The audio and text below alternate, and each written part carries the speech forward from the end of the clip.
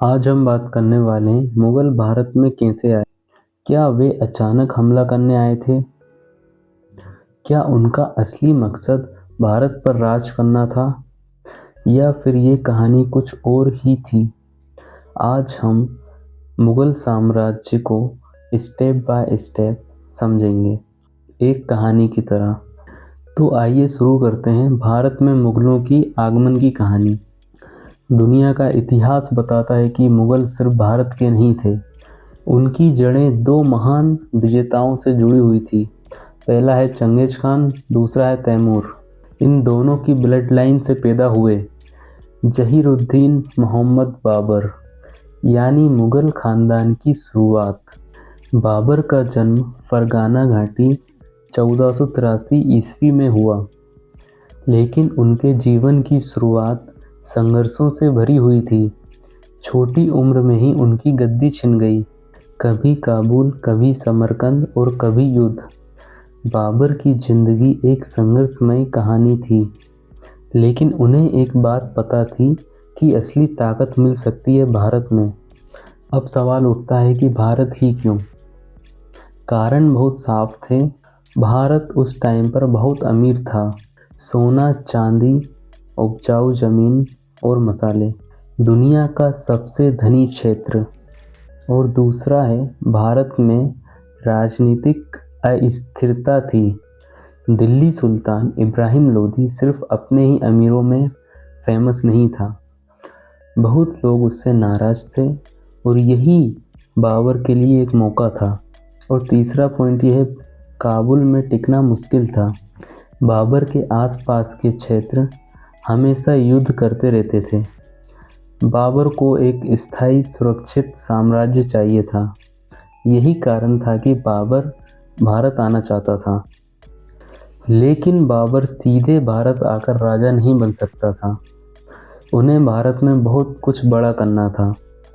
इसी टाइम पर इब्राहिम लोदी के कुछ सरदार बाबर से मुलाकात करते हैं और कहते हैं, अगर तुम इब्राहिम लोदी को हटा दो तो हम तुमको दिल्ली का राजा बना देंगे।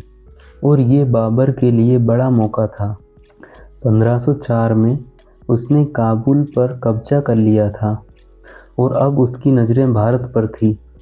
1519 से लेकर 1524 तक बाबर ने छोटे मोटे हमले किए। ये सिर्फ वो टेस्ट कर रहा था, असली युद्ध आने वाला था।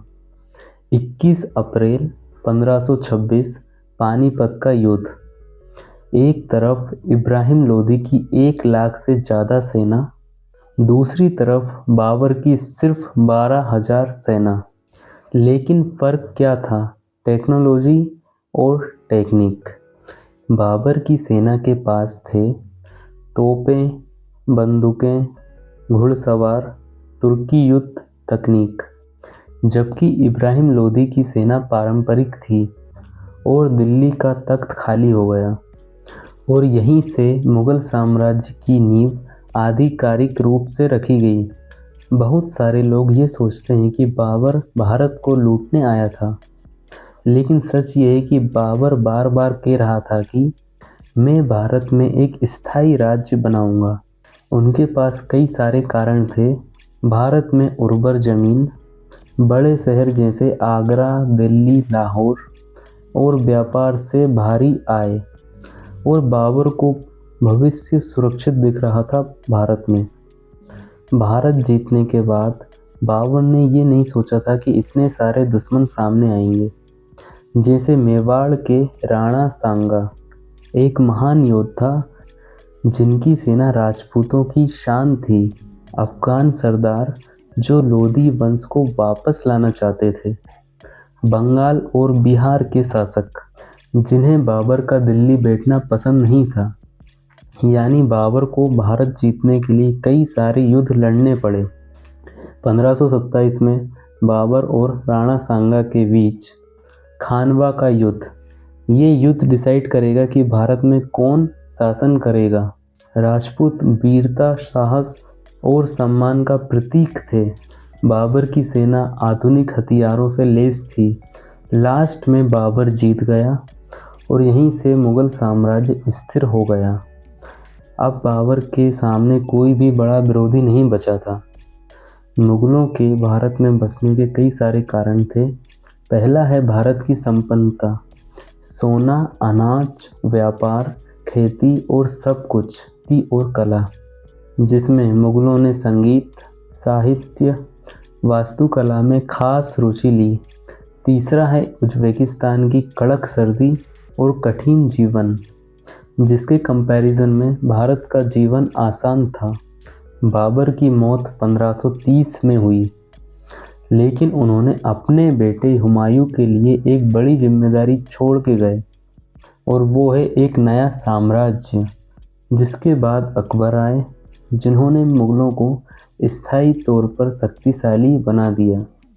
अकबर के समय में प्रशासन मजबूत हुआ, हिंदू मुस्लिम एकता पर जोर दिया गया, कला, साहित्य और वास्तुकला का विकास हुआ, जिसके कारण तो मुगल भारत में ऐसे आए। शुरुआत हुई बाबर से। भारत की समृद्धि और राजनीतिक तनाव ने उन्हें मौका दिया। पानीपत का युद्ध निर्णायक साबित हुआ। फिर धीरे धीरे कर बाबर ने अपना स्थायी साम्राज्य बना लिया। भारत में मुगलों का आना एक दिन की कहानी नहीं थी, बल्कि ये इतिहास, राजनीति, युद्ध से बनी एक लंबी प्रक्रिया थी। अगर आपको इस वीडियो से कुछ सीखने को मिला हो, so don't forget to like, share and subscribe my YouTube channel. Thank you.